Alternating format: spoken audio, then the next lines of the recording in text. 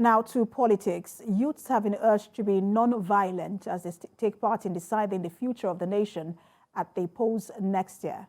The advice was given during the inauguration of youth executives of the Prosperity Pilot Initiative in Yenagoa, Bayelsa State. Joseph Kunde has details. With the 2023 general polls months ahead, more youths are showing interest in deciding on the next leaders of Nigeria. In recent times, many young people across the country have been seen coming up to different INEC offices to collect their permanent voters' cards.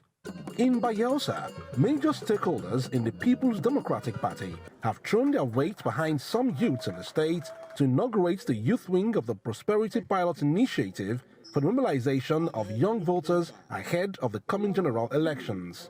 They want the youth to sustain the existing prosperity in the state and work towards achieving the same for the nation. It's not the funfair we are doing here that matters. It's what you are going to do on the election day that gives credit to a political party. And if a political party did not win elections, that political party ceased to function properly. So my charge is that you will ensure that all these activities should gear towards winning elections at the unit level. That is where victory is first initiated and victory is first attained. There is no gainsaying to place on record that youth play a very, very critical role in every election.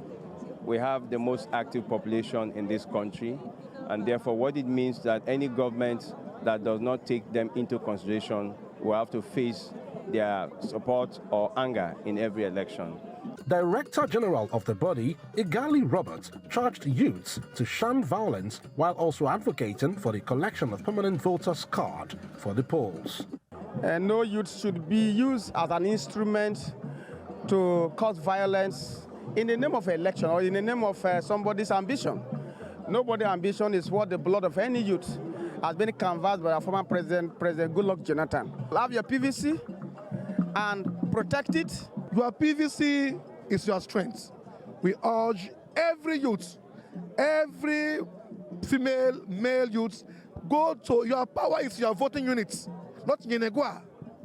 Everybody prepare yourself, go to and make your PVC be promoted. The body also hopes to organize a robust sensitization campaign to galvanize a maximum number of young people for the general elections next year. Joseph Kunde, TVC News, Yenagoa.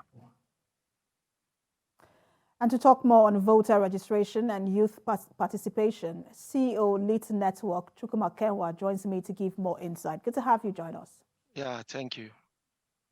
We've seen a wave of interest, as it were, in the voter registration exercise. We're seeing young people now at voter registration centers trying to get their PVCs. What do you think is responsible for this new interest, especially from young people? First and foremost, I want to identify that the level of political education and sensitization that is going on in the country, either through the media, the civil society, and all relevant stakeholders, is commendable. And young persons has gone beyond seeing voter registration and participation as not merely a political affair where you could decide to get interested or not, but as an inalienable right to express their right to vote for the candidate of their choice. They want to be part of the decision process, especially in this auspicious moment in the nation's life.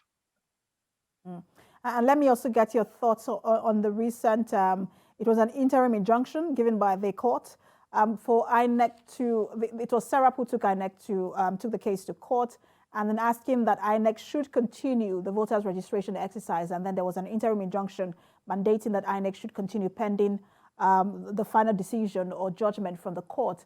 What's your thought on that?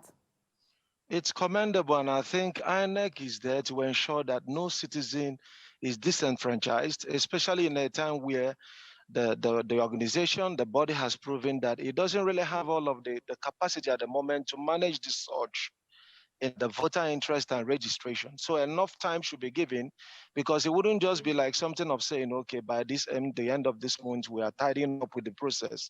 The question is the number of people that turns out on daily basis. Do you have the capacity? Do you have the staff? Do you have the machines to attend to all of them? And if you don't have all of that, then it is just wise to extend the date so that more citizens can actually be part of the process. It is an inalienable right granted by the Constitution, and every young person have the right, including the old and all, should get involved because we are Nigeria, we are the people, we are the government. Mm. And INEC is saying that, look, for every time, because according to INEC, there were times where in the past, because this has been on for like a year, where, you know, sometimes they register just one person, that is just in the past 2 weeks that they've had a number of people coming out to register. And that for every time, you know, they have their staff or whoever it is that is manning those machines sit there, it has cost implications, and there is also time and effort. But what do you think can be done to ensure that more people are registered within a short period of time? It's very important, and of course, we've already seen INEC doing that. I know that one of the departments in INEC is the department that is in charge of massive voter registration. That sensitization is needed. People need to understand why they should be part of the process, because what makes any government legitimate is the people. So when you have more persons coming out to decide who leads us at whatever level, then we can say that we have a legitimate government and we can take responsibility. We can actually hold them responsible because we place them there.